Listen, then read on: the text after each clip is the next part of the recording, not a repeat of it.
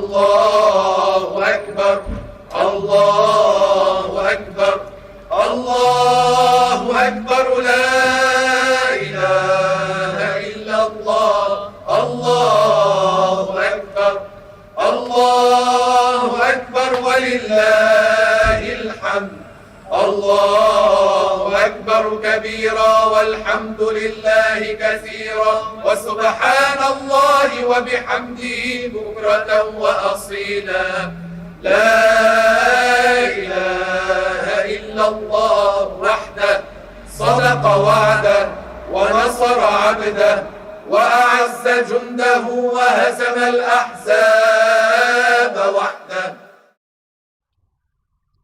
بسم الله الرحمن الرحيم. الحمد لله رب العالمين، له النعمة وله الفضل وله الثناء الحسن، وصلوات الله البر الرحيم والملائكة المقربين على سيدنا محمد أشرف المرسلين وحبيب رب العالمين.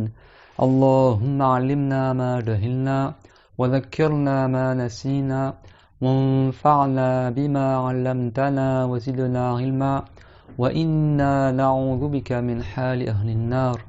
رب اشرح لي صدري ويسر لي أمري واحلل عقدة من لساني يفقه قولي. آمين. أما بعد, Allah tabaraka wa ta'ala dit dans le Coran honoré: وَتَعَاوَنُوا عَلَى الْبِرِّ وَالتَّقْوَى وَلَا تَعَاوَنُوا عَلَى الْإِثْمِ وَالْعُدْوَانِ, c'est-à-dire, et entraidez-vous pour les œuvres de bien et l'obéissance à Allah, pour la piété, le fait d'accomplir les obligations et d'éviter les interdits, et ne vous entraînez pas pour le péché et la désobéissance à Allah. On fait une bonne intention, lillahi ta'ala, dans l'application de cette ayah honorée et dans l'application de la parole du prophète sallallahu alayhi wa sallam: innamal a'malu binniyat wa innama likulli imri'in ma nawa, c'est-à-dire, certes, les bonnes œuvres ne valent que par les intentions, et certes, chaque personne a pour elle ce pourquoi elle a fait l'intention. Nous sommes dans le mois de Dhul Hijjah, le mois du Hajj honoré, le mois dans lequel Allah Ta'ala a fait qu'il y a parmi les meilleurs jours de l'année, comme le jour de Arafah, le 9 de Dhul Hijjah, et également le jour de la Eid al-Kabir, Eid al-Adha, qui est le 10 de Dhul Hijjah. Il y a beaucoup à dire sur ces deux jours-là et beaucoup de cours à faire. Mais masha'Allah, comme vous voyez, faire des vidéos, ça prend des jours de travail. Donc on va essayer de faire ce qu'on peut, incha'Allah, concernant du moins Eid al-Adha, Eid al-Kabir, que Allah nous facilite pour qu'on prenne aujourd'hui le cours concernant la sunna importante d'égorger l'animal le jour de la Eid al-Adha. Et on commence par la meilleure des paroles, qui est la parole de Allah Azza wa Jal. Comme vous le savez, la sunna d'égorger le mouton ou tel que le mouton vient de notre maître Ibrahim alayhi salam, l'arrière-arrière-grand-père du prophète Muhammad sallallahu alayhi wa sallam wa ala jami'in nabiyyin. C'est lui qui a été le premier à avoir instauré cette sunna-là dans l'histoire qui est mentionnée dans le Coran et qu'on va voir incha'Allah présentement dans la parole de Allah Azza wa Jal concernant le prophète Ibrahim: wa inna min shi'atihi la Ibrahim إذ جاء ربه بقلب سليم إذ قال لأبيه وقومه ماذا تعبدون أئفكا آلهة دون الله تريدون فما ظنكم برب العالمين فنظر نظرة في النجوم فقال إني سقيم فتولوا عنه مدبرين فراغ إلى آلهتهم فقال ألا تأكلون ما لكم لا تنطقون فراغ عليهم ضربا باليمين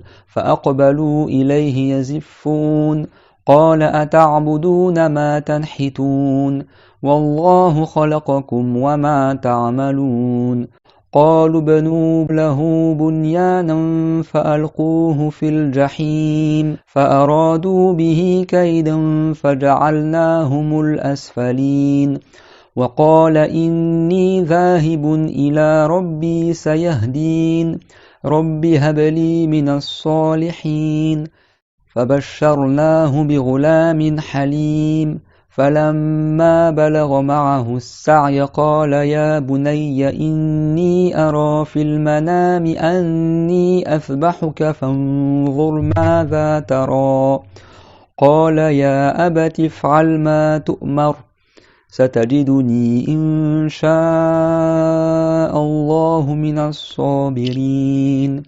فلما أسلما وتله للجبين وناديناه أن يا إبراهيم قد صدقت الرؤيا إنا كذلك نجزي المحسنين إن هذا لهو البلاء المبين وفديناه بذبح عظيم صدق الله العظيم. Ainsi, dans Surat As-Saffat, Allah Tabaraka wa Ta'ala nous a fait part de l'histoire du prophète Ibrahim alayhi salam. Et Ibrahim, comme tous les prophètes, est venu avec l'islam. Ibrahim alayhi salatu wa salam était comme tous les prophètes que Dieu a envoyés sur la religion de l'islam et il appelait les gens à n'adorer que Allah Azza wa Jal. Allah Tabaraka wa Ta'ala dit concernant le prophète Ibrahim alayhi salam: ما كان إبراهيم يهوديا ولا نصرانيا ولكن كان حنيفا مسلما وما كان من المشركين. Le prophète Ibrahim alayhi salam n'était ni un juif ni un chrétien, mais il était hanifan musliman, bien guidé, hanif et musulman, et il n'était pas parmi les gens qui adoraient autre que Allah Azza wa Jal. Donc il faut faire attention aux fausses histoires que certains racontent que le prophète Ibrahim, soi-disant, quand il était petit, il aidait son père à vendre des idoles ou qu'il fabriquait des idoles. Ça, c'est contraire à la croyance de l'islam. Aucun prophète n'a aidé à la mécréance et aucun prophète n'a aidé au péché. Allah Ta'ala dit وَلَا تَعَاوَنُوا عَلَى الْإِثْمِ وَالْعُدْوَانِ. Et ne vous entraidez pas pour le péché et la désobéissance à Allah. Et les prophètes, bien sûr, sont prioritaires à appliquer cette parole-là de Allah Azza wa Jal. Et Allah Ta'ala a dit que parmi les partisans de Nour, parmi ceux qui sont venus sur la même religion que Nour, parmi les Shira de Nour, Shira en arabe, c'est-à-dire les partisans à la base, il y avait le prophète Ibrahim alayhi salam. Ça prouve que Nour était musulman et que le prophète Ibrahim était musulman et que tous les prophètes étaient sur la même religion qui est l'islam. Allah Ta'ala, il a dit: Inna ad-din 'inda Allah al-Islam. Certes, la religion selon Allah, c'est l'islam, c'est-à-dire la religion que Dieu a créée, c'est l'islam et nul autre. Que Ibrahim, il avait un cœur qui était saint, qalbin salim, préservé de shirk et de mécréance. Lorsque Ibrahim a dit à son père ainsi qu'à son peuple: mais qu'est-ce que vous adorez là? Ça, c'est une question rhétorique, bien sûr. Il n'est pas en train de poser la question pour savoir qu'est-ce qu'ils adorent. Le prophète Ibrahim était témoin que son peuple adorait les astres, le soleil, le roi Nemrod et les idoles. Il n'avait pas besoin de poser la question pour savoir qu'est-ce que son peuple adorait. Mais il leur a posé la question pour renier cela, pour réfuter cela. Comme je disais, mais qu'est-ce que vous faites là? C'est n'importe quoi ce que vous faites. Qu'est-ce que vous adorez là? Vous adorez de la pierre, vous adorez des étoiles, vous adorez des êtres humains? C'est du n'importe quoi. Ça, c'est une question rhétorique dans le sens que Ibrahim yuwabbihuhum, c'est-à-dire qu'Ibrahim, il met l'argument contre eux et il les blâme sur ce qu'ils font. C'est pas à chaque fois qu'on pose la question en arabe, ça veut dire que réellement t'attends une réponse. Les prophètes, ils demandent pas aux gens de dire des choses contraires à l'islam. Le prophète Ibrahim, il n'a pas posé la question pour qu'ils disent: ah bah nous on est des mouchriquines, on adore autre que Allah, on adore les idoles, on croit pas en toi. Non, d'accord. Tout qu'à cette époque-là, bien sûr, le prophète Ibrahim n'était pas encore un prophète. Mais il n'a pas posé la question pour que les gens y répondent qu'ils adorent les idoles. Il a posé la question dans le sens pour montrer l'argument contre eux, dire vous adorez ce qui ne mérite pas d'être adoré. Preuve en est, c'est la suite de la ayah, dans la ayah suivante: Aifkan alihatan dunallahi turidun. Est-ce que mensongèrement vous voulez prétendre adorer des dieux hormis Allah? Parce qu'il n'y a pas de dieu hormis Allah, donc c'est un mensonge de prétendre qu'il y aurait des aliha, des dieux hormis Dieu, hormis Allah Azza wa Jal. Donc est-ce que vous voulez adorer mensongèrement soi-disant des dieux hormis Allah? Fama dhannukum bi rabbil alamin. Alors que pensez-vous donc de Allah, le Seigneur des mondes? Ça veut dire c'est lui qui a créé toutes choses, pourquoi vous l'adorez pas? C'est lui seul qui mérite l'adoration et le fait d'être adoré et qu'on lui voue le culte. Et après Ibrahim, il a regardé dans les étoiles. Certains savants, ils ont dit que son peuple prétendait la connaissance des étoiles, et il a regardé dans les étoiles et il a vu un signe dans les étoiles et il a dit: Inni saqim, certes je suis malade. Ça, c'est pas un mensonge de la part de Ibrahim alayhi salam. Il y a un hadith qui est rapporté, qui n'est pas un hadith qui est fort et qui convient de comprendre de la bonne manière. Ce hadith-là, ça ne veut pas dire que Ibrahim il a menti 3 fois. Kadhaba Ibrahim thalatha kadhabat. Ça ne veut pas dire que Ibrahim réellement il a menti, mais il a dit 3 paroles équivoques qui ressemblent à un mensonge dans la forme, mais dans le fond, c'est pas un mensonge. Ni dans le fond, ni dans la forme. Mais de manière apparente, on pourrait croire que Ibrahim il a voulu dire autre chose. D'accord? Qui est la réalité. Mais en réalité, Ibrahim a.s. il a dit une parole qui est vraie, qui est conforme à la réalité, mais il l'a dit d'une manière qui est équivoque.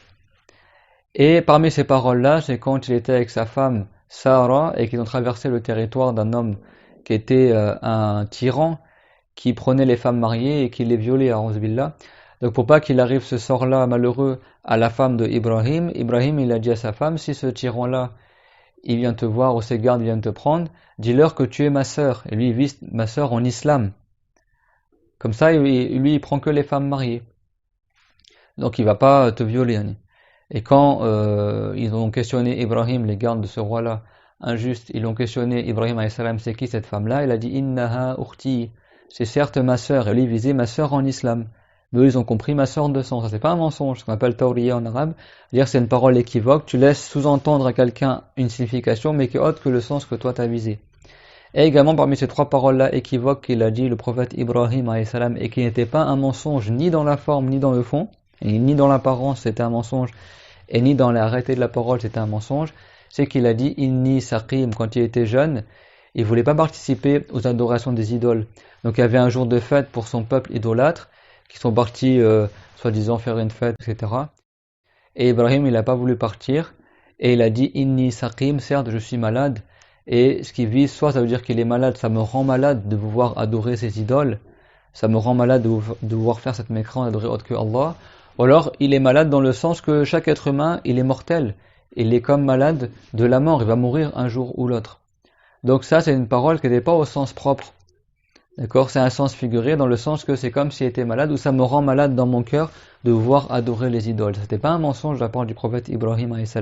Mais il a dit une parole équivoque pour pas que eux, ils le ramènent à adorer les idoles, pour qu'ils ne partent pas à la fête qu'ils avaient organisée. Et donc, fatawallaw anhu mudbirin, ils se sont détournés de Ibrahim. Faragha ila alihatihim faqala ala ta'kulun. Et donc, pendant qu'ils sont partis à leur fête, Ibrahim il est parti dans l'endroit où il y avait les idoles rassemblées. Et pour se moquer des idoles, le prophète Ibrahim a.s. c'est quand il était jeune, il s'est mis à parler aux idoles. Et il a dit afala ta'kulun, parce qu'ils avaient mis des offrandes, des mouchriquines pour leurs idoles. Et comme on le verra, l'outriya, l'offrande qu'on fait pour Allah le jour de l'Arid et les 3 jours de la Tashriq, c'est une offrande qu'on fait pour Dieu uniquement. Et si quelqu'un il égorge des animaux pour des idoles ou des shayatin, ça c'est considéré comme du shirk, d'accord? C'est une adoration autre que Allah Azza wa Jal, et cette viande-là, elle n'est pas licite.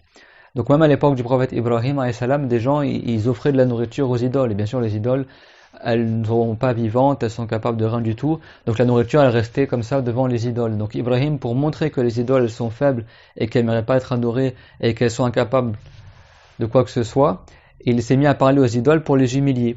Comme ça rapporte dans le Coran, il a dit « Ala ta'kulun, ne mangez-vous donc pas ?» Et bien sûr, les idoles, elles n'ont pas répondu. Et après, il a dit « Ma lakum la tantiqun » qu'est-ce que vous avez à ne pas répondre? Ça, c'est pour humilier les idoles, qu'elles sont ni capables de manger, ni capables de parler, ni capables d'être utiles, d'être nuisibles. Donc elles sont faibles, donc elles ne méritent pas d'être adorées. Et bien sûr, Allah Ta'ala, il ne mange pas, il ne boit pas, mais il est tout-puissant, Azza wa Jal.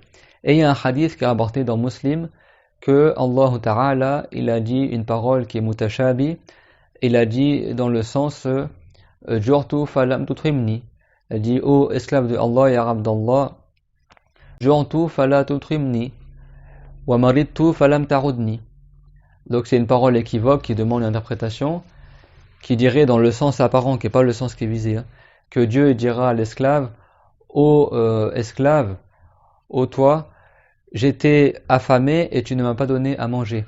J'étais malade et tu ne m'as pas rendu visite. » Et donc dans le hadith, la personne elle dira « Wa kayfa utrimuka wa anta rabbul alamin, wa kayfa a'uduka wa anta rabbul alamin. » Et comment je vais te donner à manger alors que tu es Seigneur des mondes? Et comment je te visiterai alors que tu es Seigneur des mondes? Bien sûr, Dieu n'est pas concerné par la maladie et par le fait d'avoir faim, etc. Et ça, c'est une parole mutashabi qui montre qu'en islam, on a le droit d'interpréter et que c'est même un devoir d'interpréter certains textes quand le sens apparent est contraire au fondement de la religion. Et ben dans ce hadith-là, Qudsi, un hadith qui rapporte la parole de Allah, Allah Azza wa Jal lui-même, il a interprété sa parole. Il a dit Jara abdi falam tutrimhu wa marida abdi falam ta'udhu wa law udtahu lawajadtani indahu. Dans le sens du hadith, il a dit c'est mon esclave qui avait faim et tu lui as pas donné à manger. C'est mon esclave qui était malade et tu ne l'as pas visité. Et si tu leur avais donné à manger et l'avais visité, tu aurais trouvé ma récompense auprès d'eux. C'est-à-dire, Dieu l'a dit, tu m'aurais trouvé auprès d'eux, ça veut dire que tu aurais trouvé ma récompense. Ça, c'est ce qu'on appelle en français des métonymies, et ce qu'on appelle en arabe des majaz mulsal. C'est-à-dire que Dieu, il se mentionne lui-même pour désigner quelque chose que lui-même, il a créé. C'est-à-dire, comme cet esclave-là qui est tombé malade, il appartient à Allah, et ben Dieu l'a attribué cette chose-là à lui-même. Comme la récompense, c'est Dieu qui l'a créé, Dieu l'a dit, tu me trouveras auprès du malade, c'est-à-dire tu trouveras ma récompense auprès du malade. C'est clair? Bon, nous en français, on ne dit pas des paroles comme ça, mais ça, c'est une parole révélée en arabe, et ce qui est visé, c'est la métonymie. La personne va dire que c'est du shirk d'interpréter ce hadith. Dieu lui-même, il a interprété sa parole dans le même hadith. Il a expliqué qu'est-ce que voulait dire sa parole-là. Et ça, c'est des paroles révélées. Nous, on ne fait pas d'analogie avec ces paroles-là, et après on va dire des paroles, soi-disant, on va dire Dieu tombe malade ou Dieu il mange, dans le sens que c'est l'esclave de Allah qui tombe malade ou qui a faim. Non, d'accord, nous, notre parole n'est pas révélée. Dieu l'a révélé le hadith comme ça, on nous dit tel qu'il a été révélé. Mais nous, on ne va pas se baser sur des paroles-là équivoques pour dire en français des paroles dont son sens serait de la mécréance, en prétextant que tu as visé un sens figuré, etc. Notre parole, c'est pas comme la parole qui est révélée dans le Coran ou dans le hadith. C'est clair, donc il y a beaucoup de récompenses à donner à manger aux pauvres, et la sunna de l'udhiyya, ça fait partie également de ces récompenses-là. Certains, ils ont dit que la sunna, c'est que le mouton, ou tel que le mouton que tu égorgeras le jour de l'Arid, et les 3 jours de la tashliq qui suivent le jour de l'Arid, parce que la sunna d'égorger, c'est non seulement le jour de l'Arid, d'abord tu fais la prière, et après la prière t'égorges, et également les 3 jours de la tashliq, à savoir le 11, le 12 et le 13 de Dhul Hijjah, c'est-à-dire que le temps de l'égorgement, il commence à partir de la Doha le matin du jour de l'Arid, et il se termine à la fin du 3e jour de At-Tashriq. Donc pendant 4 jours, les musulmans, ils égorgent. Le mieux, c'est le chameau. Si t'as pas, c'est une vache. Si t'as pas, c'est le mouton. Si t'as pas, c'est une chèvre. Et tout ça, c'est valable pour être égorgé. Et comme on le verra aujourd'hui, Inch'Allah Ta'ala, il y a des détails par rapport à ces sujets-là. Certains savants, ils ont dit que tu divises l'animal que tu as égorgé en 3 tiers. Tu donnes en cadeau 1 tiers pour les riches.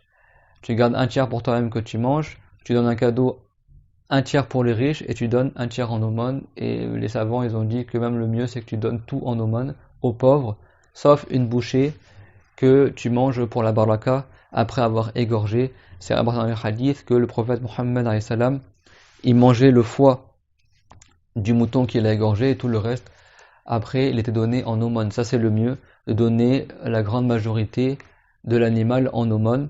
Et la personne, même s'il a mangé une partie de l'animal, comme il est sunna, si tu n'as pas fait le vœu de faire l'udhiyya, c'est pas un nazar, mais tu le fais du domaine de la recommandation, et ben, parce que le sunna muakkada de dégorger l'animal le jour de l'Arid, ça c'est une sunna muakkada, c'est pas une obligation.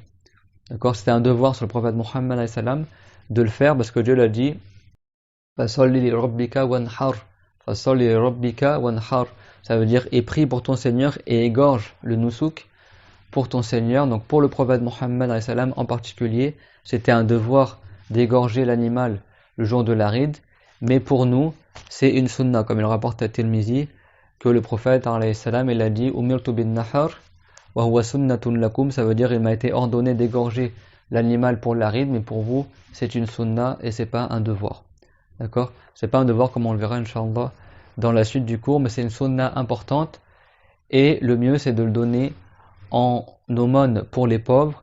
Avant d'en manger, tu donnes aux pauvres d'aumône et tu gardes une part pour toi, soit le tiers ou moins que le tiers, et ne serait-ce qu'une bouchée pour la baraka si tu as égorgé par sunna. En revanche, si c'est un égorgement obligatoire dans le cadre que tu as fait le vœu, lillahi ta'ala, d'égorger le mouton pour l'Arid, tu t'es incombé à toi-même cela, tu as fait ce qu'on appelle en arabe un nazar, cet acte recommandé devient obligatoire sur toi après cette formulation-là orale de faire le vœu d'égorger le mouton.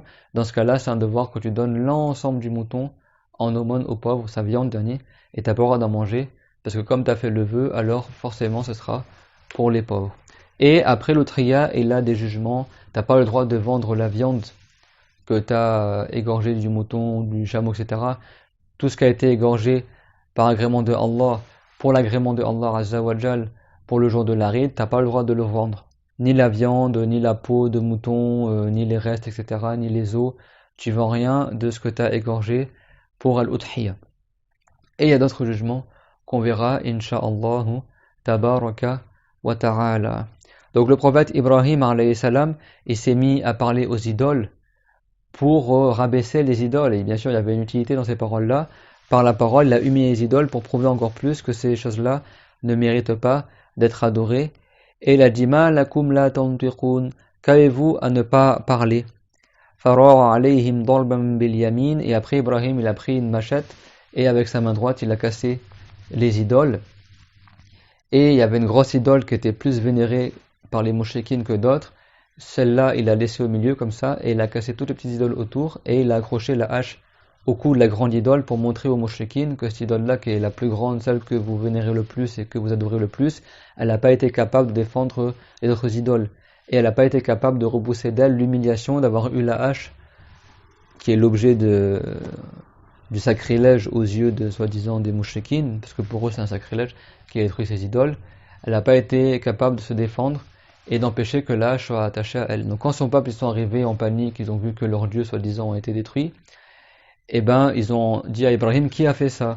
Et lui il a dit cette troisième parole-là équivoque, qui n'est pas un mensonge toujours, il a dit Bal fa'alahu kabiruhum hadha fas'aluhum in kanu yantiqun. C'est plutôt la grande idole qu'il a fait, alors demandez aux petites idoles s'ils sont capables de parler. Ça c'est pas un mensonge, c'est-à-dire que c'est la grande idole qui m'a poussé à casser les petites idoles. Comme vous exagérez et vous dépassez les limites dans le shirk, etc., vous faites de la mécrance et vous exagérez dans votre vénération et adoration de la grande idole, vous adorez autre que Allah et en plus vous exagérez encore plus dans le fait de vénérer davantage cette grosse idole, et ben c'est cette idole-là qui m'a poussé à casser les petites idoles. Donc Ibrahim alayhi salam, pareil du domaine de la métonymie, il a attribué à la grande idole l'action d'avoir cassé les petites idoles, parce que c'est à cause de la grande idole qu'il a cassé les petites idoles. Donc il a dit Bal fa'alahu kabiruhum hadha fas'aluhum in kanu yantiqun. C'est plutôt la grande idole qu'il a fait, alors demandez aux petites idoles si elles savent parler. Et si elles sont capables de parler, alors demandez-leur, comme ça elles vous répondront qui c'est qui les a cassées. Et bien sûr les idoles elles ne vont pas parler. Et ça c'était encore pour montrer l'argument que ces choses-là sont faibles, qu'ils ne sont pas capables de faire quoi que ce soit, donc ils ne méritent pas d'être adorés. Mais son peuple, ils n'ont pas compris, et ils ont voulu tuer Ibrahim alayhi salam. L'histoire elle est longue, il y a plusieurs parties de l'histoire qui sont dans d'autres sourates du Coran.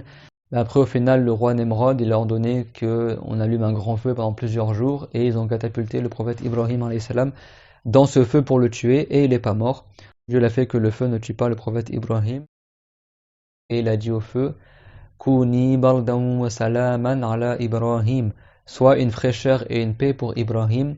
Dieu l'a ordonné au feu par sa parole qui est ni un son, ni une langue, ni une lettre, que le feu, il ne brûle pas le prophète Ibrahim alayhi salam, et le prophète Ibrahim alayhi salam n'a pas été brûlé, et Inch'Allah cette histoire-là, on pourra la voir en détail dans notre cours, Inch'Allah si on fera cette histoire-là dans les histoires du passé. Le fait est, c'est qu'après Ibrahim alayhi salam, il a quitté son peuple. Dieu l'a dit فَأَرَادُوا بِهِ كَيْدًا فَجَعَلْنَاهُمُ الْأَسْفَلِينَ. Ils ont voulu faire une stratégie contre Ibrahim, une ruse pour le tuer, et Dieu il a fait que leur ruse se retourne contre eux, et il a fait que ces gens-là ils se sont retrouvés les plus bas, d'accord? Ils se sont retrouvés dans le châtiment et humiliés, et c'est Ibrahim alayhi salam qui a été sauvé. وَقَالَ إِنِّي ذَاهِبٌ إِلَى رَبِّي سَيَهْدِينَ. Et donc Ibrahim alayhi salam il a dit certes je vais partir là où mon Seigneur m'a ordonné d'aller, et il va me préserver, parce que comme il ne pouvait pas pratiquer l'islam en Irak, le prophète Ibrahim, et ça c'est le jugement pour n'importe quel musulman, si tu arrives dans un pays où tu ne peux plus pratiquer la religion, c'est un devoir que tu fasses al-hijra, c'est-à-dire que tu pars dans un pays où tu pourras pratiquer l'islam. Mais si tu peux pratiquer l'islam dans le pays où tu es, même si ce n'est pas un pays musulman, tu as le droit de rester vivre dans ce pays-là, et adorer Allah. C'est pas un devoir de faire le hijra, comme ils disent certains ignorants à notre époque, que c'est un devoir sur chaque musulman de faire l'hijr, et se servent de ayats qui ont été révélés à l'époque sur l'obligation de l'hijr de la Mecque à Médine. Cette obligation-là qui a été abrogée après la conquête de la Mecque par le prophète alayhi salam, et qui est restée une obligation l'hijr vers les pays musulmans uniquement que dans le cas où tu n'es plus capable de pratiquer ta religion dans le pays dans lequel tu vis. Mais si tu es capable de pratiquer, c'est pas un devoir que tu fasses l'hijr. Subhanallah. Ça, c'est l'ignorance de gens qui sont extrémistes dans la religion. Ibrahim alayhi salam, Dieu lui a ordonné de vivre en Palestine, d'aller en Palestine, parce que là-bas, il pourra pratiquer l'islam sans la nuisance de Nemrod et des mushrikin. Donc Ibrahim, il a dit « Inni dhahibun ila rabbi sayahdin ». Pareil, le sens apparent de la ayah, il est à interpréter.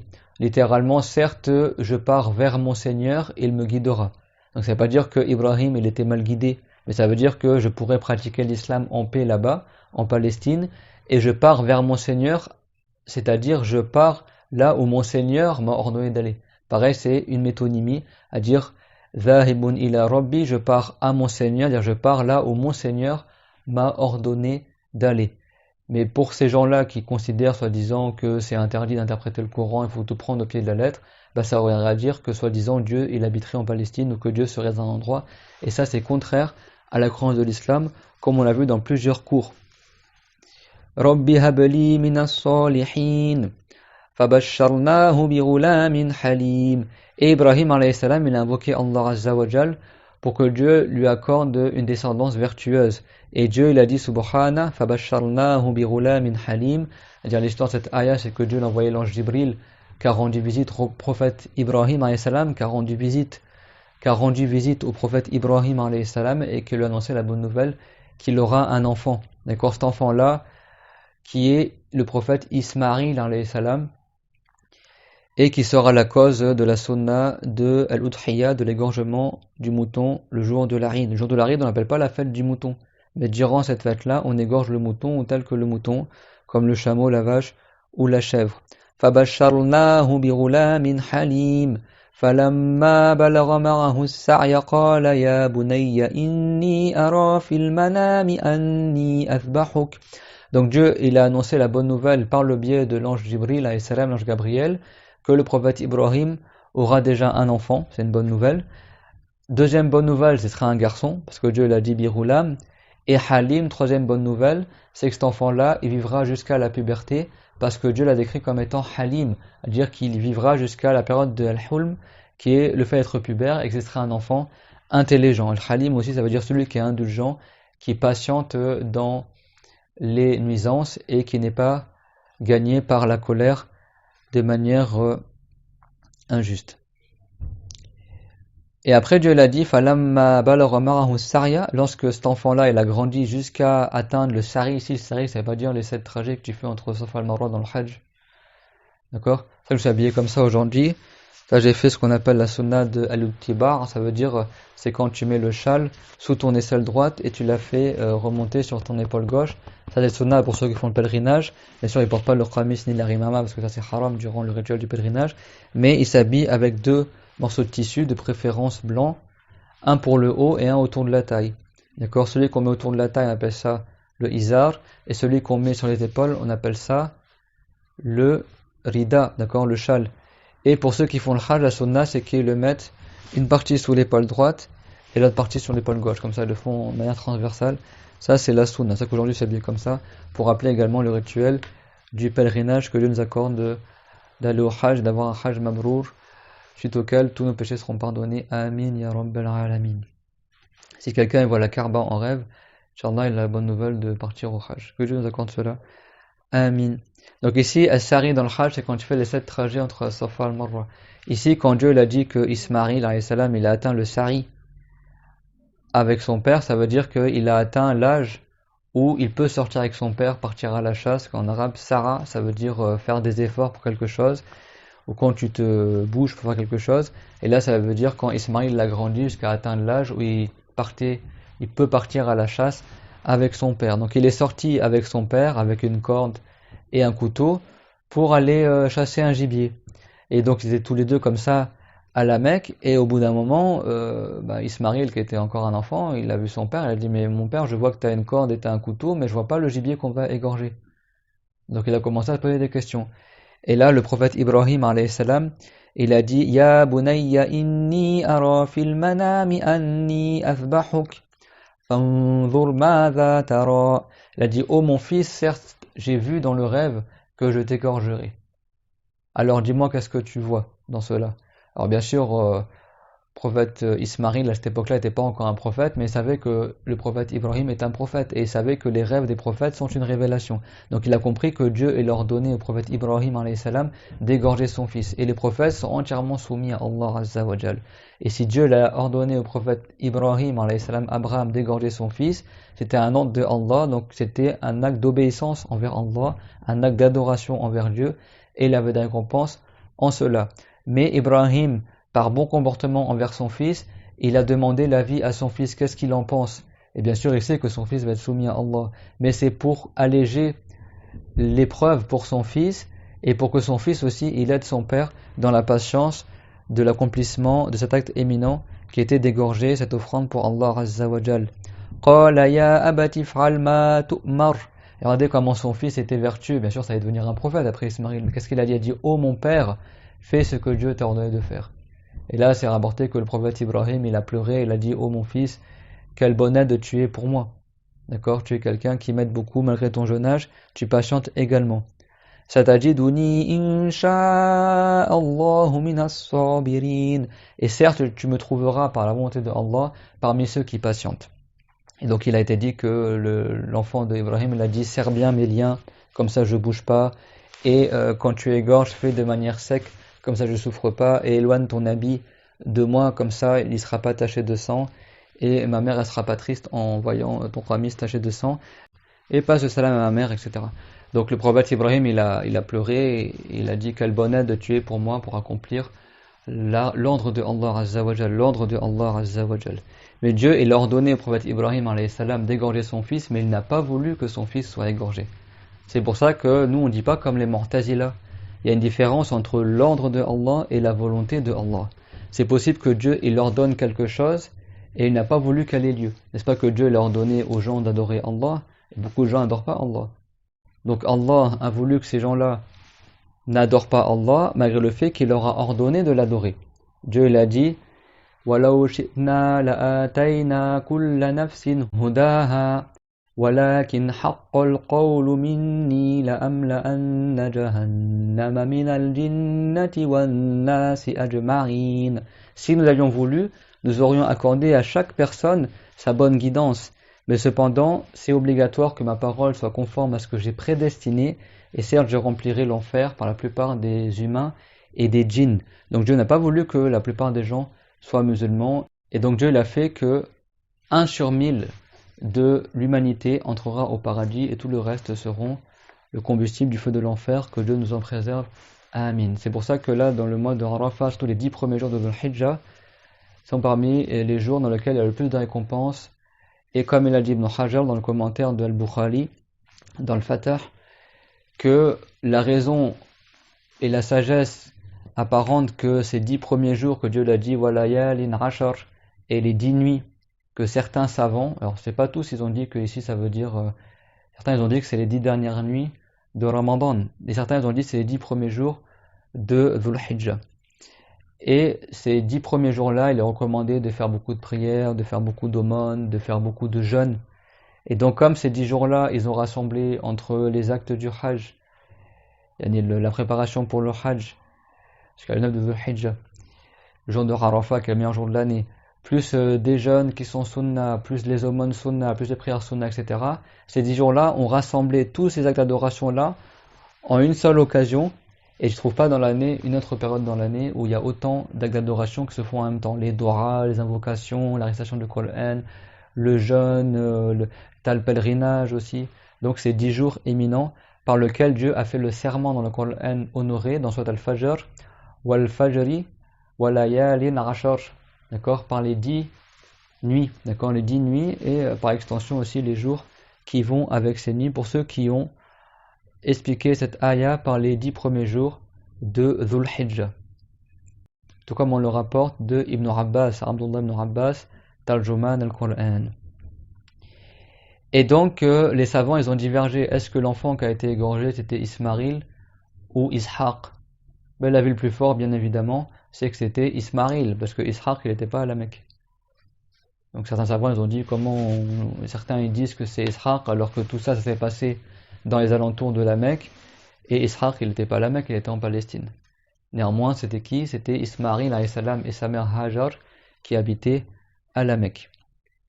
Falamma aslama wa tallahu liljabin. Et donc lorsque Ibrahim ainsi que son fils Ismaïl sont soumis à Allah dans l'ordre qu'il leur a adressé et qu'il a mis Ismaïl sur sa tempe pour l'égorger, et donc il a serré comme ça la tête de Ismaïl, et le prophète Ibrahim il a passé le couteau sur la gorge de Ismaïl. Alors certains savants ils ont dit que le couteau il est passé sur la gorge mais sans trancher, il n'a pas tranché, et certains ils ont dit il n'a pas tranché, et certains ils ont dit que le couteau il s'est retourné, il n'a pas coupé. Et Dieu est tout puissant à faire que la lame du couteau passe quelque part et qu'elle ne coupe pas. Si tu prends le couteau et tu le passes sur une barre de fer, la barre de fer va pas être coupée, n'est-ce pas? Et si tu prends le même couteau mais dans du beurre, le beurre il va être coupé. Donc c'est Dieu qui crée la section de la matière, d'accord, la coupure dans la matière. Et Dieu est tout puissant à faire que le couteau passe sur la peau sans couper. Et donc les savants, certains ils ont dit que le couteau est passé directement à même la peau mais il n'a pas coupé. Et donc là, Ismaïl s'est étonné et a dit mais qu'est-ce qui s'est passé? Il a dit le couteau n'a pas coupé. Et donc Ismaïl a dit alors donne un coup de couteau. Alors il refait une deuxième fois de manière plus franche. À quel point il était soumis, Ismaïl, lui qui allait se faire égorger. Et après Allah Ta'ala il a envoyé l'ange Jibril, et l'ange Jibril a fait savoir à prophète Ibrahim qu'il a fait ce qui a été dit dans le rêve, c'est-à-dire que dans le rêve il a vu qu'il égorgeait son fils, mais il n'a pas vu que son fils y mourait. Donc le rêve c'était l'ordre que Ibrahim il égorge son fils, d'accord, mais ça menait pas à la mort du fils. Donc Dieu il a ordonné au prophète Ibrahim d'égorger son fils, mais il n'a pas voulu que le fils d'Ibrahim y meure, d'accord. Donc il a ordonné à Ibrahim de tuer son fils, parce qu'égorger ça mène à la mort, mais il n'a pas voulu que le fils d'Ibrahim meure. Donc c'est pas comme ils disent les Mu'tazila. Les Mu'tazila ils disent soi-disant que l'ordre de Allah c'est la volonté de Dieu. Donc soi-disant tout ce que Dieu il ordonne c'est ce qu'il a voulu. Donc si il se passe quelque chose que Dieu n'a pas ordonné, comme le péché par exemple, alors c'est pas par la volonté de Allah. Ça c'est un égarement évident. Tout ce qui se passe dans le monde, que ce soit du bien ou du mal, c'est Dieu qui l'a voulu. Dieu l'a dit وَمَا أَصَابَكُمْ يَوْمَ الْتَقَى الْجَمْعَانِ فَبِإِذْنِ اللَّهِ. Et ce qui vous a atteint le jour de la bataille de Uhud, lorsque l'armée musulmane et l'armée non musulmane se sont rencontrées, qu'il y a eu beaucoup de morts chez les musulmans, فَبِإِذْنِ اللَّهِ, c'était par la volonté de Allah. Également Dieu l'a dit concernant la sorcellerie qui faisait les mécrans de Banu Israël, وَمَا هُمْ بِضَارِّينَ بِهِ إِلَّا بِإِذْنِ اللَّهِ, que ces gens-là, ils ne nuisent par la sorcellerie que par la volonté de Allah Azza wa Jal. Il y a beaucoup de preuves dans le Coran qui montrent que le péché et le mal, c'est aussi par la volonté de Allah. Et c'est bien ça la signification de la parole La ilaha illallah. Il n'y a de créateur que Allah. Il n'y a que Allah qui fait exister les créatures. Que cette créature-là, elle soit un bien ou un mal. Et comme l'a dit le prophète alayhi salam, et que l'iman, la foi, c'est que tu aies foi également, parmi les choses qu'il a citées. En dernier, il a cité quoi? Et que tu crois et que tu aies la foi fermement en la prédestination du bien et du mal. Dans le hadith connu rapporté par Al-Bukhari et Muslim, le hadith de Jibril, lorsqu'il a demandé au prophète Mohammed c'est quoi l'iman. Donc c'est parmi les fondements de la foi de croire en la prédestination du bien et du mal. Et donc il faut distinguer entre l'ordre de Allah et entre la volonté de Allah. Il y a des choses que Dieu il a voulu et qu'il n'a pas ordonné qu'elles soient. D'accord? Par exemple, Dieu il a voulu qu'il y ait de la mécrance qui ait lieu et il n'a jamais ordonné qu'il y ait de la mécrance. Il n'a pas ordonné aux créatures de faire la mécrance et pourtant il a voulu que ça ait lieu. Il y a des choses que Dieu il a ordonné mais il n'a pas voulu qu'elles soient. Comme on a dit par exemple le fait que Dieu l'a ordonné à Ibrahim de tuer son fils mais il n'a pas voulu que son fils y meure. Donc c'est deux choses différentes, l'ordre qu'on appelle Amr et la volonté qu'on appelle Al-Mashi'a ou Al-Irada ou Idhnullah. Il y en a qui disent la permission de Dieu, en français ils traduisent comme ça tout mot à mot. Ces gens-là il faut qu'ils apprennent la religion aussi. Beaucoup de gens qu'est-ce qu'ils font? Ils traduisent tout mot à mot de l'arabe, mais pas l'arabe littéraire qui était par l'époque du prophète, l'arabe tel qu'ils le comprennent aujourd'hui. Bi'idhnillah, ça veut dire aussi la volonté de Allah, ça veut dire juste la permission, idhan, en arabe. C'est clair? وَنَادَيْنَاهُ أَنْ يَا إِبْرَاهِيمَ. Et Dieu l'a dit, nous avons appelé ô Ibrahim. Alors Ibrahim n'entend pas la parole de Allah dans le bas monde, mais ça veut dire que Dieu l'a envoyé l'ange Jibril alayhi salam qui a appelé le prophète Ibrahim, qui a dit ô Ibrahim. Et comme l'ange est envoyé par Allah, donc pareil, toujours par métonymie, Dieu il a nommé l'appel de Jibril comme étant son appel. Nous avons appelé Ibrahim, ça veut dire que l'ange Jibril alayhi salam a appelé le prophète Ibrahim sur ordre de Allah Azza wa Jal. قد صدقت الرؤيا إنا كذلك نجزي المحسنين. Ô Ibrahim, tu as certes vérifié et réalisé le rêve que tu as vu, c'est-à-dire qu'il était l'ordre d'égorger ton fils.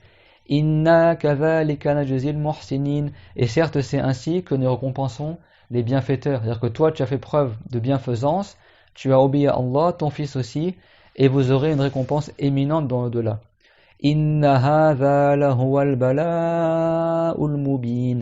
Et certes, cette épreuve-là, que Dieu t'a ordonné d'égorger ton propre fils, c'était une épreuve éminente et éclatante pour montrer à la création le dévouement et la soumission de Ibrahim ainsi que son fils, et pour qu'ils augmentent en récompense et en foi et en mérite au jour dernier.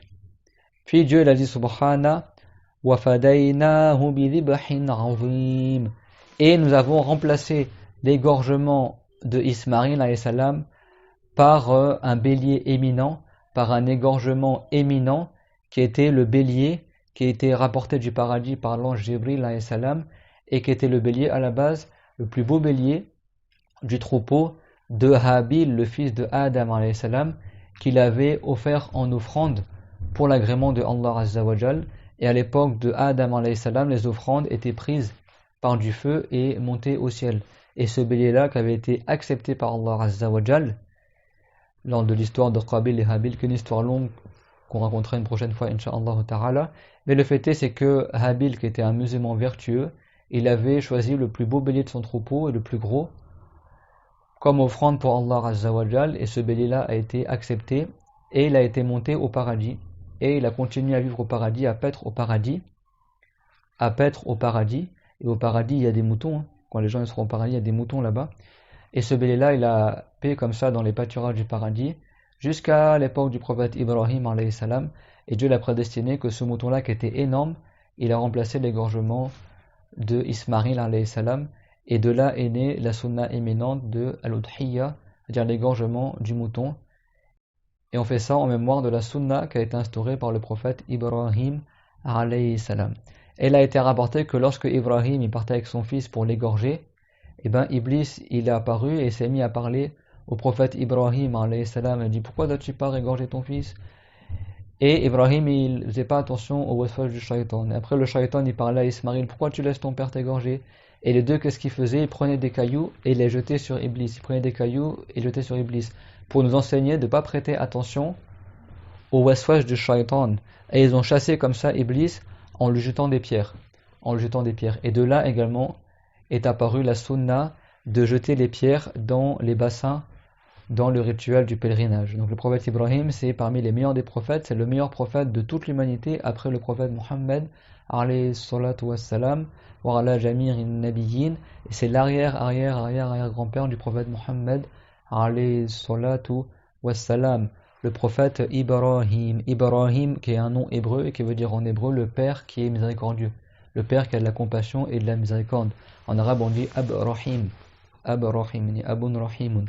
En hébreu, ils disent Ibrahim. C'est ça la signification du nom Ibrahim. Et donc, Allah tabaraka wa ta'ala, il a dit Salamun ala Ibrahim. Que la paix soit sur Ibrahim.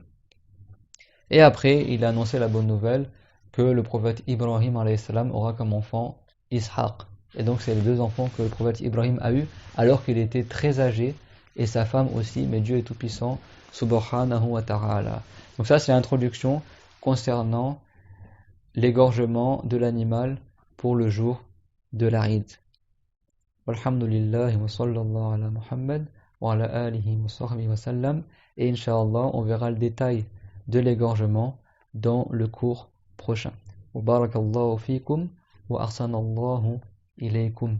Allah الله أكبر الله أكبر الله أكبر لا إله إلا الله الله أكبر الله أكبر ولله الحمد الله أكبر كبيرا والحمد لله كثيرا وسبحان الله وبحمده بكرة وأصيلا لا إله إلا الله وحده صدق وعده ونصر عبده وأعز جنده وهزم الأحزاب